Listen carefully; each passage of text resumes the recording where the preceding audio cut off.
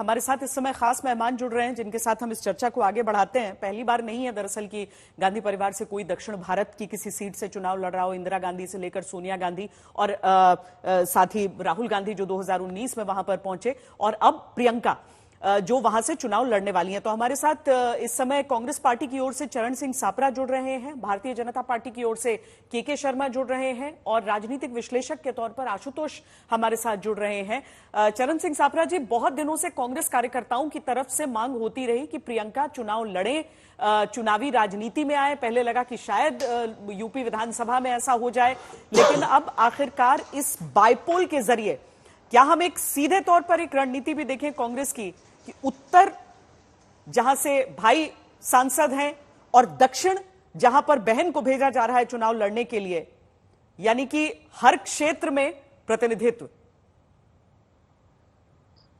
श्वेता जी, आप इसको रणनीति के तौर पर देख सकते हैं, लेकिन हम इसको इस तरह से देखते हैं कि श्री राहुल गांधी जी ने वायनाड का प्रतिनिधित्व किया है 2 बार, और बहुत सारी बातें चुनाव के समय और बिना चुनाव के भी हम वहां पर वादे लोगों से करते हैं।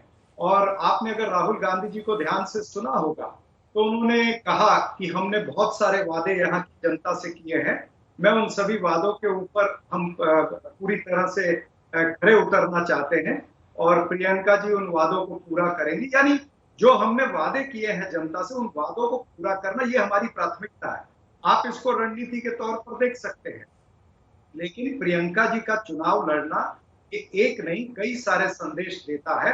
और क्यों न लड़ें, क्योंकि इस चुनाव के अंदर जिस तरह से प्रियंका जी ने प्रचार किया है या जिस तरह से उन्होंने भारतीय जनता पार्टी और एनडीए की पॉलिसीज को जनता के बीच उन्होंने खुलासा किया है कि भाई ये झूठ और लूट की सरकार है, जिस तरह से उन्होंने मीटिंगें ली है और जिस तरह से प्रतिसाद मिला है लोगों का, तो निश्चित रूप से उनको चुनाव लड़ना चाहिए था। और मुझे लगता है कि वायनाड की जनता ने भी कम्युनिकेट किया होगा निश्चित रूप से, इसीलिए गांधी परिवार ने, श्री राहुल गांधी जी ने और खड़गे साहब ने, कांग्रेस पार्टी के अध्यक्ष, उन्होंने ये निर्णय लिया है।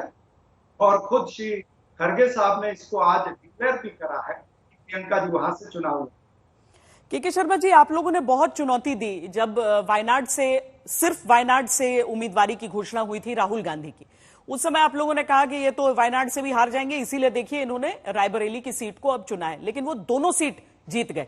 2024 में दोनों सीटें उन्होंने जीत ली थी और अब अपनी बहन को सौंप रहे हैं कि जाइए आप वायनाड से लड़के आइए। आपको लग रहा है कि वो प्रियंका जो सबसे ज्यादा मुखर रही है आपकी पार्टी के विरुद्ध, जिनके लिए राहुल गांधी ये कह चुके हैं कि अगर बनारस से उतर जाती तो शायद प्रधानमंत्री को चुनौती दे देती, हरा देती वहां से, उनका राजनीति में आना बीजेपी के लिए अच्छी खबर नहीं? नहीं, लोकतंत्र में श्वेता जी कोई भी चुनाव लड़ सकता है, सबको अधिकार है, जो भी भारत का नागरिक है, और उसमें किसी से खतरा और ऐसा कुछ मैं तो नहीं समझता। रही बात, देखिए कौन यदि 2 सीटों से लड़ते हैं तो कौन सी सीट छोड़ना, कौन सा सीट में रहना, ये कांग्रेस पार्टी का अपना व्यक्तिगत निर्णय है, स्वयं राहुल गांधी जी का व्यक्तिगत निर्णय है और ये कांग्रेस का भी है। लेकिन प्रश्न ये उठता है कि आप जब ऐसा निर्णय करते हैं तो इस निर्णय के पीछे आपकी नीयत क्या है, ये बहुत इंपॉर्टेंट है। क्योंकि ये सामान्य उसमें नहीं है। हमें तो खुशी है कि भाई अब कांग्रेस का गांधी परिवार का तीसरा सदस्य भी अब उस जगह पर आ गया है। पहले वो अपरोक्ष रूप से थे, प्रचार करते थे, अब वो चुनाव लड़ेंगे। तो ये सोनिया जी, राहुल जी, प्रियंका जी, ये तो गांधी खानदान का सीरीज चल रहा है। तो अब उनके जगह, अभी मैं सुन रहा था सापरा साहब कह रहे हैं कि बड़े बड़े वादा किए थे हमने। अब बड़े बड़े वादा कोई कांग्रेस का कार्यकर्ता तो नहीं निभा पाएगा, वो तो गांधी खानदान ही निभाएगा। तो ये जो विरासत है, ये जो विरासत की पार्टी है और एक तानाशाही सोच, जो कि वहां पर जाने के बाद सोनिया जी ने जिस ढंग से पत्र लिखा कि मैं अपनी कर्म भूमि आपको सौंप रही हूँ, उत्तराधिकारी दे रही हूँ। ये लोकतंत्र में उत्तराधिकारी, कर्म भूमि, विरासत, ये संस्कृति यदि किसी के पास है तो आज भी गांधी खानदान और कांग्रेस में जीवित है, जिस बात को हम बार बार कहते हैं। परिवारवाद की एक परिभाषा स्पष्ट है, लेकिन ये एक खानदान का जो सीरीज है वो बहुत स्पष्ट है। दूसरी बात, आपने कहा कि हमने बड़े प्रश्न उठाए जब रायबरेली में की बात आए। हमारी अपेक्षा उस समय ये थी कि आप वायनाड के बाद यदि लड़ते हैं तो आम रूप में आप अमेठी से चुनाव हारे थे, तो ये था लोगों का कि आप आते तो अमेठी लड़ते। उस समय बार बार पूछा गया, विपक्ष ने पूछा, जनता भी आशा करती थी कि कम से कम राहुल गांधी हो या कांग्रेस हो इस बात को बताएं कि आखिर आप अमेठी से छोड़कर रायबरेली क्यों लड़ना चाहते हैं, आप अमेठी क्यों नहीं लड़ना चाहते, अमेठी में ऐसा क्या आपके पास डर था। तो उसका जवाब तो उस समय न राहुल गांधी ने दिया, न कांग्रेस के किसी नेता ने दिया। अब रही बात, अभी ये भी बड़े चर्चा का विषय बताया जा रहा है कि वो राहुल गांधी ने कहा कि वो बनारस से लड़ती तो यहाँ जीत जाती, वहां जीत जाती, इतने बड़े परफॉर्मेंस उनके थे। तो क्या परफॉर्मेंस थे? 15 साल के अंदर में यदि मैं कहूं तो आप 100 की सीट भी नहीं छू पा रहे हैं, 99 सीट तक ही अटक जा रहे हैं। 543 में आपके 99 सीट है, अब इसको बहुत बड़ी उपलब्धि मानते हैं। वो पार्टी जो कभी 400 से ऊपर सीटें जीता करती थी, यदि वो आज 99 को पाकर ये समझ रहे कि बहुत बड़ा अचीवमेंट है, तो मैं तो कहूंगा कि राहुल गांधी का नाम गिनीज बुक में लिख देना चाहिए। नहीं ठीक है, पर उन्होंने अपने नेतृत्व शर्मा जी ऐसा भी तो हो सकता है कि अब 99 इस बार के चुनाव में और प्रियंका चूंकि अब चुनावी मैदान में वो हैं, तो कांग्रेस पार्टी की आगे की भी तैयारी हो सकती है। सापरा जी इसका जवाब देना चाहते हैं, लेकिन मैं आशुतोष को जल्दी से इस चर्चा में जोड़ना चाहती हूँ। आशुतोष, हो तो बहुत कुछ श्वेता जी, हो तो बहुत कुछ सकता है, होने में तो अब आगे की भविष्य की बात तो मैं नहीं कह सकता कि हो तो बहुत कुछ सकता। क्या कांग्रेस ने कभी सोचा था कि वो 44 पे आएगी? और ये भी, लेकिन 44 से देखिए ना, आप 99 पर तो आ गए। अब हम 2 सीट से क्या प्रियंका वाड्रा के आशुतोष, क्या प्रियंका वाड्रा के आखिरकार इलेक्टोरल पॉलिटिक्स में आने से आप एक परिवर्तन देखते हैं कांग्रेस के को लेकर? जितनी बातें हो रही थी, दूसरी चीज ये कि सोनिया गांधी चूंकि यह ऐलान कर चुकी हैं कि वो चुनाव नहीं लड़ेंगी, वो रायबरेली की सीट को छोड़ते हुए ये बात कह चुकी थी, तो अब एक नई पीढ़ी का नया दौर, जहां पर यही पीढ़ी राहुल गांधी और प्रियंका गांधी वाड्रा, ये 2 भाई बहन अब कांग्रेस की नैया पार लगाएंगे आगे। देखिए, मुझे लगता है इसमें किसी तरीके का कोई संशय तो होना नहीं चाहिए, क्योंकि सोनिया गांधी के बाद पार्टी की बागडोर राहुल गांधी के हाथ में है। और राहुल गांधी अगर रायबरेली से अगर चुनाव नहीं लड़ते तो कहां से चुनाव लड़ते, और अगर वो रायबरेली की सीट अपने लिए नहीं रखते तो फिर उसका राजनीतिक मतलब क्या होता। 2 चीजें बड़ी महत्वपूर्ण है। पहली बात यह कि कांग्रेस पार्टी को इस बात का पूरी तरीके से एहसास है कि जब तक वो उत्तर भारत में और खासतौर उत्तर प्रदेश में उनकी पार्टी अपनी पुरानी ग्लोरी को नहीं पा पाती है, तब तक उसके लिए केंद्र के अंदर सरकार बनाना बहुत मुश्किल काम होगा। और ये जो वक्त है, इस वक्त जब मैं आपसे बातचीत कर रहा हूं, 2024 का लोकसभा का चुनाव, ये कांग्रेस के लिए एक बहुत बड़े अवसर के तौर पर आया है। बहुत सारे लोगों ने एक खबर को काफी हद तक मिस कर दिया है, लेकिन मुझे लगता है कि उसका जिक्र करना यहां बहुत जरूरी है। पिछले दिनों सीएसडीएस का एक पोस्ट पोल सर्वे आया था, और सीएसडीएस के पोस्ट पोल सर्वे में एक बात जो सबसे हैरान करने वाली थी और जो वाकई में अपने आप में एक बहुत बड़ी खबर थी, वो खबर ये थी कि उस पोस्ट पोल सर्वे में उत्तर प्रदेश के अंदर राहुल गांधी को प्रधानमंत्री के तौर पर देखने वाले लोगों की संख्या 36% है, और नरेंद्र मोदी को प्रधानमंत्री के तौर पर देखने वाले लोगों की संख्या 32% है। ये पहली बार मैं देख रहा हूं उत्तर भारत के किसी राज्य में किसी सर्वे में राहुल गांधी नरेंद्र मोदी से आगे निकले हैं। तो यही वो मौका है जब राहुल गांधी को ये उत्तर प्रदेश के अंदर अपनी जमीन को मजबूत करना है, न केवल मजबूत करना है बल्कि ऐसे समय में करना है जबकि भारतीय जनता पार्टी की स्थिति वहां कमजोर हुई है। जिस उत्तर प्रदेश के अंदर आज से 4 महीने पहले लोग ये कहते थे कि भारतीय जनता पार्टी 70, 72, 75 सीटें ला सकती है, उसी उत्तर प्रदेश के अंदर भारतीय जनता पार्टी 33 सीटों पर सिमटी है। और अगर सिमटी है तो फिर ये कांग्रेस के लिए एक मौका है कि वो वहां समाजवादी पार्टी के साथ मिलकर वो न केवल अपनी जमीन मजबूत करे, बल्कि जो आने वाले विधानसभा चुनाव के लिए भी पार्टी को खड़ा करे, संगठन को मजबूत करे।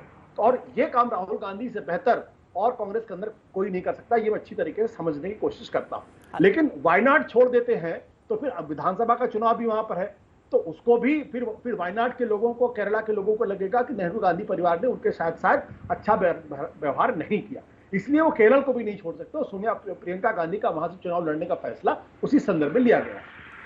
ठीक है, हम पहले ये सुनाते हैं कि चुनाव प्रचार के दौरान प्रियंका गांधी वाड्रा ने आज तक से एक्सक्लूसिव बातचीत के दौरान चुनाव लड़ने को क्या कहा था।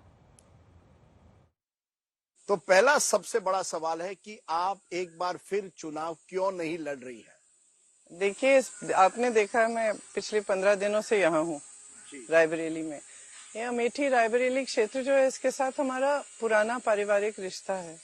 तो यहाँ लोग उम्मीद रखते हैं कि हम लोग आएंगे उनके बीच, गांव-गांव जाएंगे, उनसे बातचीत करेंगे। तो यहाँ रिमोट कंट्रोल से तो चुनाव लड़ाया नहीं जा सकता। तो अगर हम दोनों लड़ते तो दोनों को 15 दिन अपने ही क्षेत्र में रहना पड़ता। हम दोनों देश भर में प्रचार कर रहे थे, इसलिए हमने सोचा कि उचित रहेगा कि एक प्रचार करते रहे पूरे देश में, नहीं तो पूरा ये एक पूरा फेज ही निकल जाता। नहीं, यानी आप कह रही हैं आप एक ना एक दिन प्रत्याशी बनेगी। एक ना एक दिन क्या होगा वो तो ना मैं कह सकती हूँ, ना आप कह सकती, ना मैं कह सकती हूँ, ना आप कह सकती। बनना चाहेंगी क्या प्रत्याशी? लोकसभा चुनाव लड़ेंगी या नहीं? देखिए, ये मैं प्रत्याशी बनना चाहूंगी नहीं बनना चाहूंगी, सच्चाई है कि मैंने ये सोचा ही नहीं है। मैं काम करती रहूंगी, मैंने काम किया है इस क्षेत्र में, इससे बाहर हर जगह पार्टी के लिए मैं काम करती रहूंगी। अगर उस काम में ये सबको उचित लगे कि हाँ मुझे चुनाव भी लड़ना है, मैं चुनाव भी लड़ूंगी। इसमें कौन सी मतलब इसको इतनी बड़ी बात क्यों बना रहे हैं? मैं बताऊंगा 1 मिनट में कि क्यों बड़ी बात है। क्योंकि इस समय पहला सवाल ये उठता है कि एक प्रचार अब चला है कि राहुल गांधी अमेठी छोड़कर भागकर, स्मृति ईरानी और बीजेपी के शब्द हैं, रायबरेली आ गए हैं। तो इसका मतलब है या प्रियंका गांधी चुनाव नहीं लड़ रही क्योंकि वो हार से डर रही है। तो ये जो एक प्रचार बीजेपी ने किया है कि राहुल गांधी भाग गए, प्रियंका गांधी चुनाव से डर रही है, इसका कैसा अगर आप चुनाव नहीं लड़ेंगी तो सामना कैसा करेंगे? देखिए, बताइए, गुजरात से मोदी जी नहीं लड़ रहे हैं, क्या वो डर गए, वहां से भाग गए क्या? मोदी जी वडोदरा और वाराणसी पहली बार 2014 में दोनों लड़े थे। आज क्यों नहीं लड़ रहे? इस चुनाव में क्यों नहीं लड़ रहे हैं? इस चुनाव में चुनाव तो लड़ रहे हैं, चुनाव तो लड़ रहे हैं। हाँ, आप चुनाव नहीं लड़ रही और राहुल गांधी ने अपना क्षेत्र बदल दिया। मैंने आपको स्पष्ट किया क्यों नहीं लड़ रही हूँ। मैंने स्पष्ट किया कि अगर देखिए, हम बीजेपी की स्ट्रैटेजी पे थोड़ी चलेंगे। बीजेपी जो चाहेगी वो हम करेंगे। हम दोनों बैठ जाएं एक जगह और देश भर में कोई प्रचार न करे, ये तो बीजेपी के लिए अच्छा होगा, ये कांग्रेस के लिए तो अच्छा नहीं है कि नहीं? तो हम उनकी स्ट्रैटेजी पे चलें, ये तो मुझे उचित नहीं लगता बिल्कुल। भाई, हम तो वो करेंगे ना जो हम सोचते कि हमारे लिए, हमारी पार्टी के लिए अच्छा है। राहुल गांधी अमेठी छोड़कर रायबरेली, तो इसमें कौन सी बड़ी बात है?